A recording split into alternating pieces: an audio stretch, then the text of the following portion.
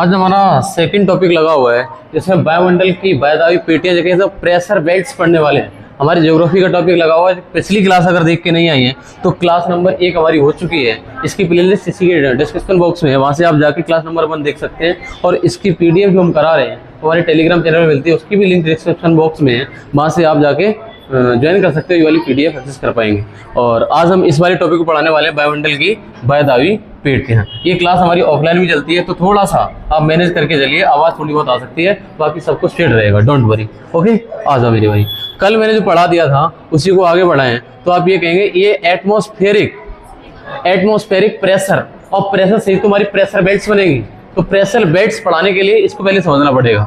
मेरे भाई याद हो, मैंने कहा सतह पर वायु द्वारा डाला गया दाब ही हमारा क्या कहलाता है, वायुमंडलीय दाब कहा जाता है। मैंने कहा अगर ये पृथ्वी है, इसके ऊपर जो वायु के द्वारा दाब डाला जा रहा है इसी को वायुमंडलीय दाब कहते हैं। ये वाली बात मैंने कल भी पढ़ ली थी हालांकि, और मैंने ये बोला था कि हम वायुदाब को किससे मापते हैं, तो आपने कहा बैरोमीटर। इसमें यूज क्या करते हैं, मरकरी करते हैं। मरकरी का रीजन क्या है, ये मरकरी का मेल्टिंग पॉइंट ज्यादा होता है और फ्रीजिंग पॉइंट भी ज्यादा होता है, इसलिए हम वायुदाब को मापने के लिए फ्रीजिंग पॉइंट सबसे कम होता है। सबसे कम होने की वजह से मरकरी को एज अ बैरोमीटर में उसकी तरह यूज करते हैं, मरकरी में एज ए इंडिकेटर यूज करते हैं, है ना। और आगे देखो, मैंने कहा अगर हमारा पारा एकदम मूव अप करे, अगर हमारा पारा ऊपर जाता है तो हमारा प्रेशर होगा हाई, इसका मतलब वेदर होगा। अगर हमारा मूव डाउन करता पारा तो हमारा लो प्रेशर, और लो प्रेशर का मतलब स्टॉर्म या तूफान या आंधी। अगर हमारा मूव डाउन अप करे तो आप कहेंगे ये डिस्टर्बेंस, कहें तो वर्षा की संभावना जताएगा। तो हमारे जो भूवैज्ञानिक होते हैं वो कहते हैं आज वर्षा होने वाली है, वो इस हिसाब से बता पाते हैं कि पता चला एकदम पारा ऊपर जा रहा नीचे जा रहा। जो हमारा जो बैरोमीटर था, बैरोमीटर का पारा अगर अप डाउन करता है इसका मतलब वर्षा होने की। अगर हमारा जो पारा है वो डाउन जाता है इसका मतलब तूफान, या अगर ऊपर जाता है तो हमारा वेदर कल ही पढ़ चुके थे। अच्छा आगे आ जाओ, वायुमंडलीय दाब का वितरण पढ़ रहे थे। मैंने कहा दो तरीके से होता है इसका वितरण, एक तो बेटा होता है ऊर्ध्वाधर वितरण और एक होता है क्षैतिज। ऊर्ध्वाधर वाला मैंने पढ़ा भी दिया था कल। मैंने कहा था जो ऊर्ध्वाधर वितरण होता है, जैसे ही ऊंचाई के आधार पर ऊंचाई बढ़ने पर दाब में, इसका मतलब पृथ्वी के सरफेस पे रहोगे तो दाब ज्यादा रहेगा, ऊपर बढ़ोगे तो और कम, ऊपर बढ़ोगे और कम, ऊपर बढ़ोगे और कम। तो यही तो लिखा हो, ऊंचाई बढ़ने पर दाब में गिरावट आती, प्रैक्टिकली मैंने बता दिया था कल। और इससे आगे आ जाओ क्षैतिज वितरण। मैंने कहा दाब का वितरण अक्षांश के अकॉर्डिंग। हाँ, यहाँ से क्वेश्चन बहुत अच्छे अच्छे बनते हैं, जो कि भूलने वाले भी होते हैं, मतलब भूल भी जाते हैं, ऐसे क्वेश्चन रहते हैं। आ जाओ मेरे भाई, इसको आगे बढ़ाते हैं। मैंने कहा बड़े ध्यान से देखना। मैंने कहा ये बताओ,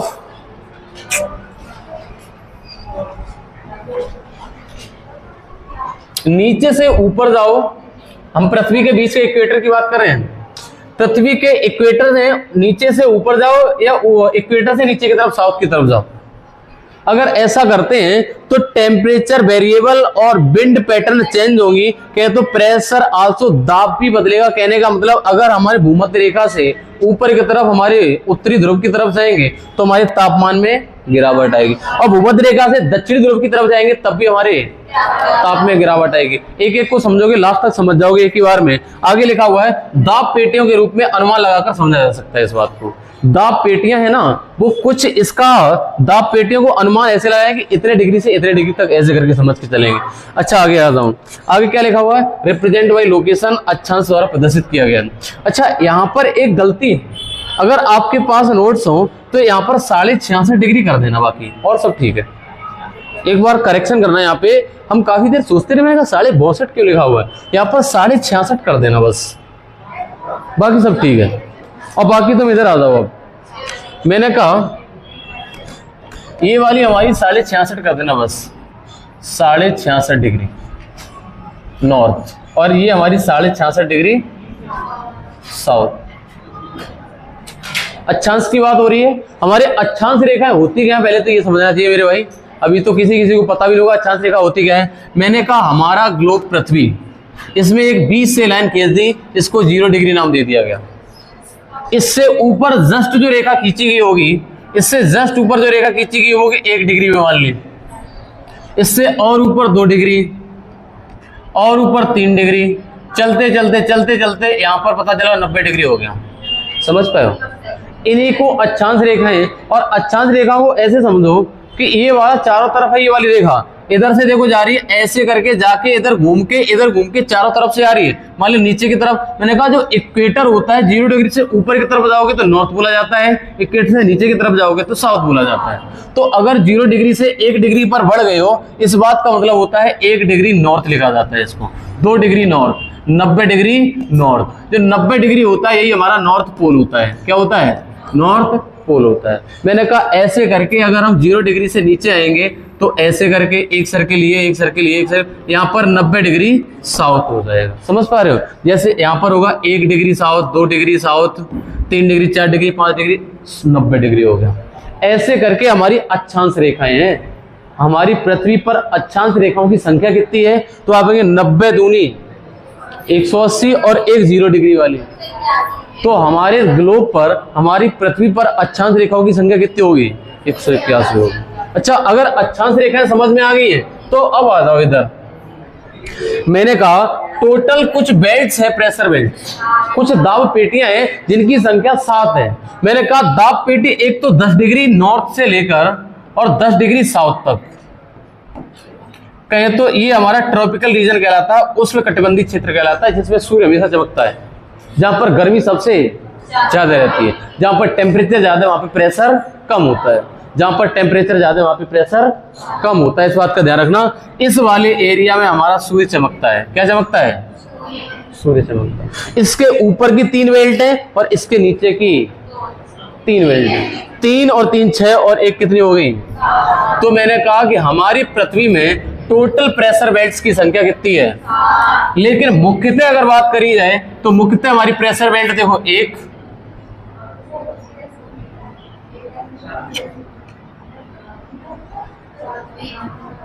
तो ये हो गई, दूसरी और तीसरी और चौथी, ये 4 ही तो प्रेशर बेल्ट्स हैं। अरे बाकी तो यही सेम नीचे 3 आई हैं, वो बस कहें तो दक्षिणी गोलार्ध में, वो उत्तरी गोलार्ध में, ये दक्षिणी गोलार्ध में। तो हमारी मुख्यतः लिखी होंगी मेजर बेल्ट्स, मुख्यतः दाब पेटियां कितनी हैं, लेकिन टोटल बेल्ट्स कितनी हैं? 7। अब दाब पेटी का डिग्री समझ लो एक बार कि कितने डिग्री अक्षांश से लेकर कितने डिग्री अक्षांश तक कौन सी पेटी। मैंने कहा 10 डिग्री साउथ से लेकर 10 डिग्री नॉर्थ तक एक पेटी, फिर 23.5 डिग्री से लेकर 35 डिग्री तक एक पेटी। क्या आप इस चीज को इमेजिन कर पा रहे हो? देख पा रहे होगे? अच्छा, अगली पेटी हमारी 45 डिग्री से 65 डिग्री के बीच में है। इनके नाम की बात अभी पूरी चर्चा डिटेल में करेंगे, अभी सिर्फ देखो तो। एक हमारी 62.5 डिग्री से लेकर 90 डिग्री के बीच में पेटी है। हाँ 66.5 है, बार बार हमसे गलत हो रहा है, यहाँ पे करेक्शन है। 66.5 से लेकर 90 डिग्री नॉर्थ तक एक पेटी है। ये दाब पेटियां शायद समझ में आ रही होगी आपको। अब थोड़े से नीचे आ जाओ, अब इनके बारे में एक एक बात करते हैं। मैंने कहा कि जो हमारी पोल पर होती है बेटा, जो हमारी पोल पर होती है उसको कहा जाता है बेटा ध्रुवीय दाब पेटी, कहें तो पोलर प्रेशर बेल्ट, ठीक है। और जो ध्रुव के जस्ट अगली वाली पेटी होती है उसको कहा जाता है सब पोलर प्रेशर बेल्ट, उपध्रुवीय दाब पेटी। तो बड़ा सिंपल, देखो ध्रुवीय दाब पेटी, उपध्रुवीय दाब पेटी, और अगली हमारी होगी शीतोष्ण और उष्ण दाबी पेटी। तो शीतोष्ण कौन सी होगी? ये शीतोष्ण है और ये उष्ण दाब पेटी है।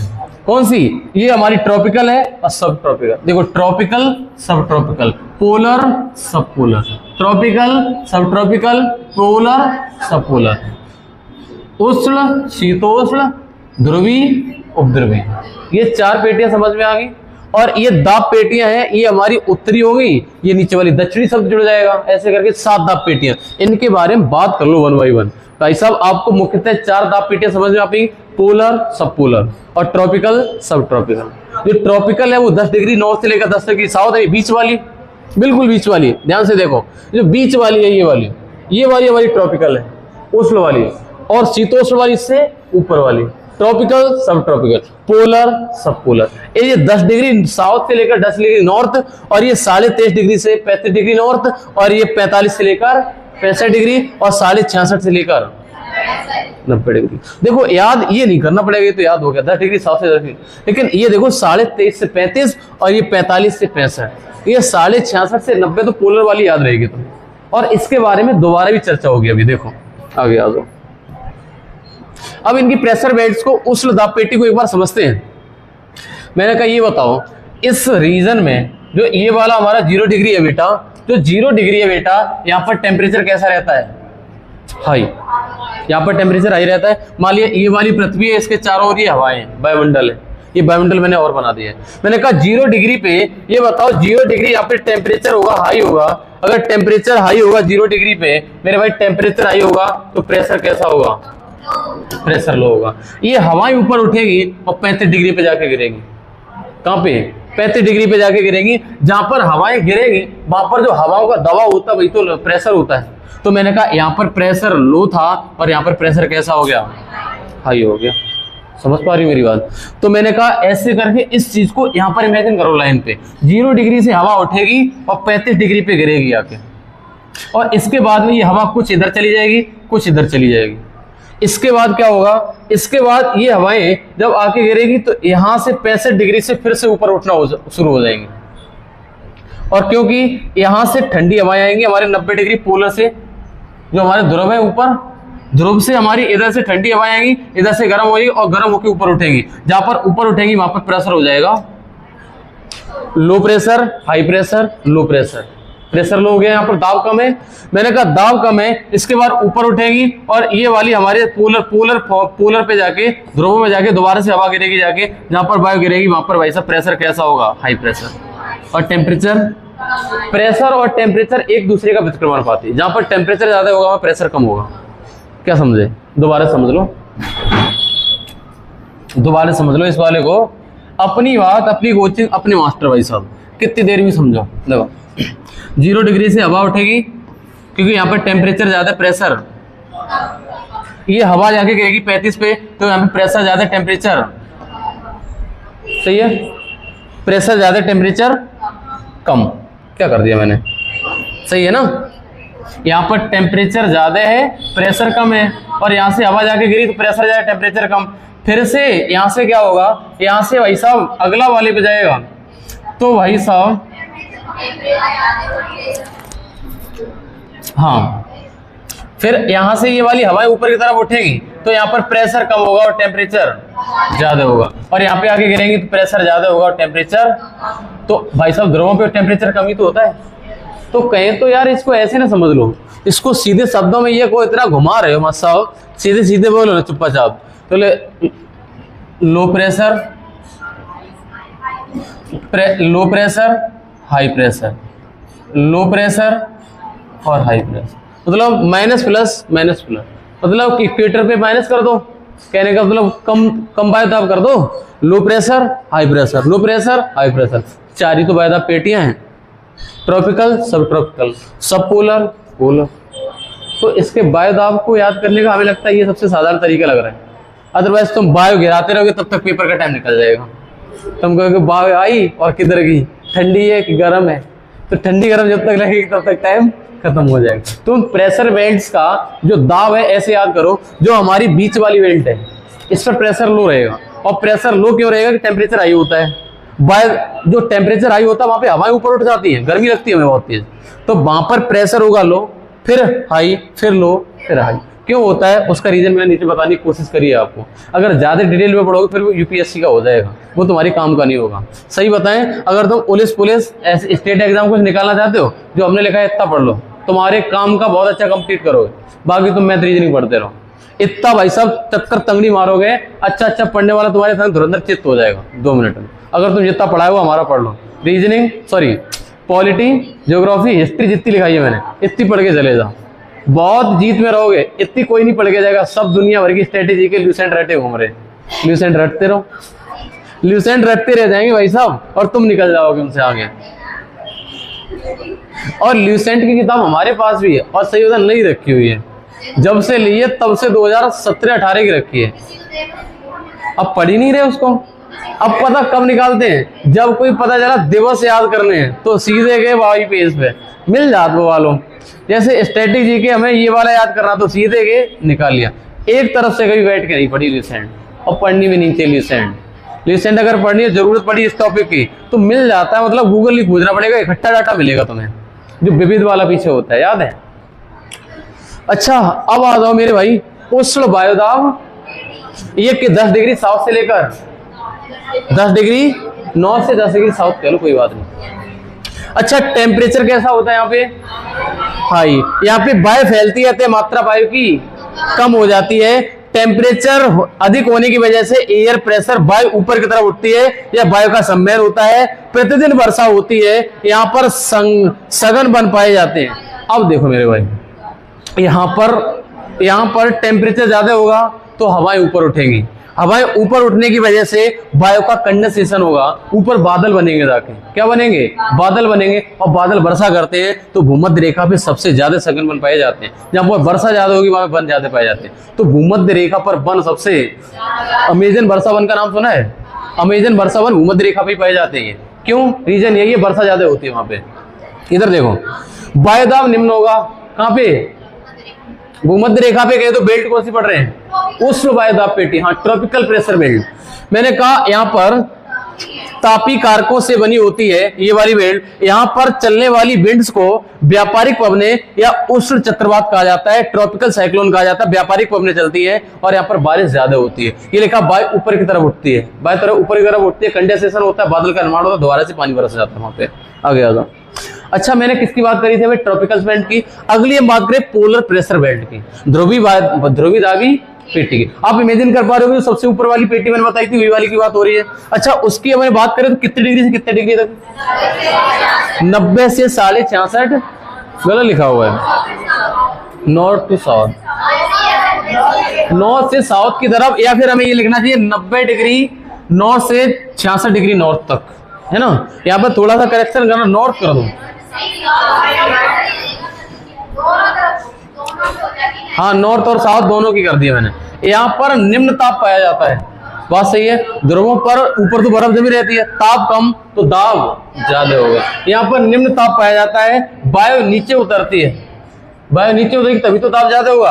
अमाउंट ऑफ एयर ज्यादा होता है, वायु दाब में वृद्धि होती है। कितना रिलेट करने की कोशिश करी और आपको हम उस स्टेज पे ले आए हैं। अगर आपने स्टार्टिंग से ध्यान दिया होगा तो आपको ये टेम्परेचर प्रेशर दोनों समझ में आ रहे होंगे।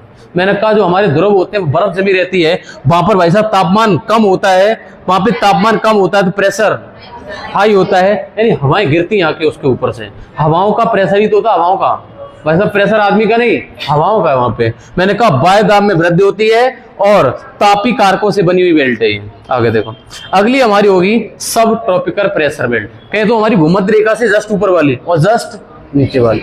इसका मैंने बताया था 23.5 डिग्री से लेकर 35 डिग्री नॉर्थ और साउथ दोनों में है। नॉर्थ हेमिस्फीयर और साउथ हेमिस्फीयर दोनों में पाई जाती है हमारी प्रेशर बेल्ट। इसका नाम क्या? उपोष्ण। क्या है? उपोष्ण। सब ट्रॉपिकल या उपोष्ण, उष्ण नहीं उपोष्ण।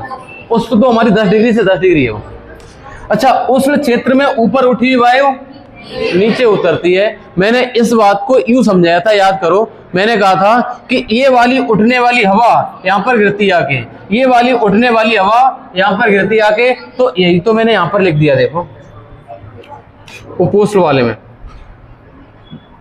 उपोष्ण वाले को पढ़ो एक बार। मैंने कहा उष्ण क्षेत्र से उठी हुई वायु नीचे की तरफ उतरती है, वायु का घनत्व बढ़ता है, वायुदाब ज्यादा होता है। ये क्वेश्चन पूछे जाते हैं कि बताओ उपोष्ण वायुदाब पेटी पर दाब जो प्रेशर होता है ज्यादा होता है कम होता है?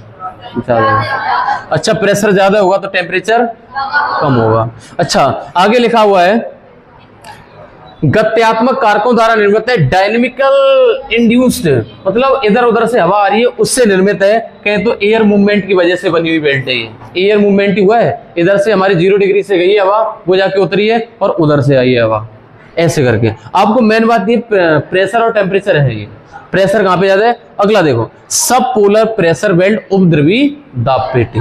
इसके ये 45 डिग्री से, चाहे नॉर्थ में बात कर लो चाहे साउथ में, यहां ध्रुवीय क्षेत्र की ठंडी वायु और उपोष्ण क्षेत्र की गर्म वायु टकराती है। कहने का मतलब ऊपर पोलर से आई हमारी कौन सी?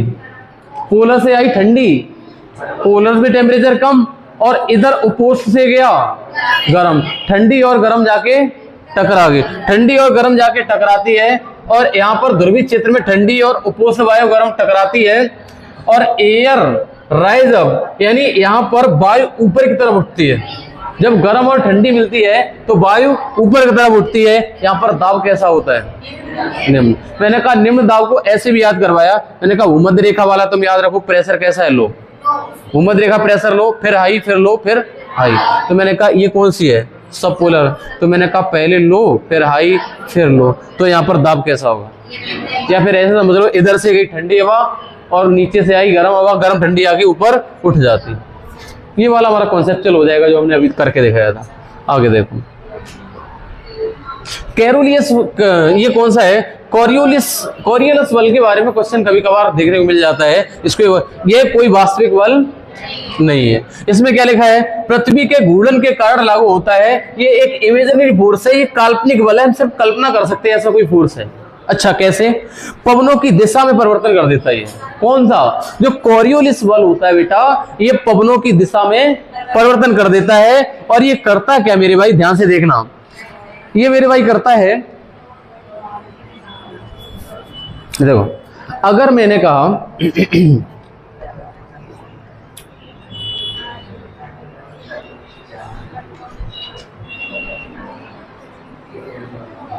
नॉर्थ हेमीस्फीयर में राइट साइड मूव करता है, नॉर्थ हेमीस्फीयर में राइट साइड मूव करता है। Okay okay okay. और नॉर्थ हेमीस्फीयर में, साउथ हेमीस्फीयर में लेफ्ट साइड मूव करता है। अच्छा, इस वाले टॉपिक को हम अभी बता रहे हैं। इस चीज को ऐसे समझा देंगे, आप यूं समझ जाएंगे। जैसे मैंने कहा कि आप यहां पर खड़े हुए हैं, आप यहां से किसी चीज पे, मान लिया कि यहां पे निशाना बना रहे हो, और हमारी पृथ्वी की मूवमेंट हमारी साउथ वेस्ट टू ईस्ट है, पश्चिम से पूर्व की ओर हमारी पृथ्वी घूम रही लगातार। पृथ्वी की दिशा भी पता होनी चाहिए। हमारी पृथ्वी की दिशा पश्चिम से पूर्व की ओर, पश्चिम से, कभी भी पूर्व से पश्चिम मत कर देना, आपको सीधा सीधा लगेगा, सीधा सीधा पूर्व पश्चिम। हमारे पृथ्वी की घूर्णन की दिशा पश्चिम से पूर्व की ओर है, पश्चिम से पूर्व की ओर। अगर हम ये कोई निशान लगाएं, अगर हम यहां से कोई चीज फेंकते हैं, यहां से कोई चीज फेंकी, ठीक है, तो मैंने कहा यहां से कोई चीज फेंकेंगे, अगर हम इस पॉइंट पे मारना चाहेंगे, तब तक ये वाला पॉइंट घूम के आगे मुड़ चुका होगा। कहने का मतलब ये हमारा है ना बल, अगर ये वाला बल होता है ना, साउदर्न हेमिस्फीयर में लेफ्ट साइड मूव कर देता है। ये कहना चाह रहे हैं, मतलब ऐसा है कि 90 डिग्री पोल मैक्सिमम, 0 डिग्री पे मिनिमम। जो कोरियोलिस फोर्स होता है, ये बल चक्रवात निर्माण में सहायक होते हैं। 5 डिग्री नॉर्थ से 5 डिग्री साउथ के बीच बल लागू नहीं होता है, चक्रवात यहाँ पर शून्य रहते हैं। एक बार इस चीज को दोबारा समझ लो, ये नॉर्दर्न हेमिस्फीयर में राइट साइड मूव होता है, नॉर्दर्न हेमिस्फीयर में राइट साइड मूव होता है। ऐसे देख सकते हैं, नॉर्दर्न हेमिस्फीयर में राइट साइड मूव होगा, ये वाली पृथ्वी इधर घूम के आएगी, तो आपका कोरियोलिस फोर्स इधर लग रहा होगा। आप इधर टारगेट करेंगे तब तो उस चीज पे मार पाएंगे, नहीं तो आगे निकल जाएगी। ऐसा कुछ है इसमें। जैसे यहाँ से कोई टारगेट करी है तो हमें राइट साइड की तरफ मारना पड़ेगा। जो राइट साइड वाला पॉइंट है ना, तो आप ये मारेंगे तो ये वाला इस साइड अपने आप, ये वाला पॉइंट चल के यहाँ पर आ जाएगा, राइट साइड वाला। जैसे हमने यहाँ से कुछ टारगेट करा, तो अगर इसको टारगेट कर रहे हैं तो यहाँ पर राइट साइड वाला आएगा। तो ये लिखा हुआ नॉर्दर्न हेमिस्फीयर में राइट साइड की तरफ मूव होता है हमारा कोरियोलिस फोर्स। अच्छा, इधर देखो क्या लिखा हुआ है, ये बल चक्रवात निर्माण में सहायक होता है। 5 डिग्री नॉर्थ से 5 डिग्री साउथ के बीच बल लागू नहीं होता है, यहाँ पर चक्रवात नहीं आते हैं, और ये हमारा शांत क्षेत्र होता है 5 डिग्री नॉर्थ से 5 डिग्री साउथ। ये मतलब हमें लगता है ट्रॉपिकल बेल्ट्स वाला चैप्टर पूरा हो गया है। अगला हमारा चैप्टर विंड्स वाला लगा हुआ है, पवन है, यानी भारत और विश्व की पवनों के बारे में बात करेंगे। इस टॉपिक को यहीं पे बंद करते हैं, अगला टॉपिक पढ़ाते हैं, फिर अगले टॉपिक में मिलते हैं मेरे भाई आपसे।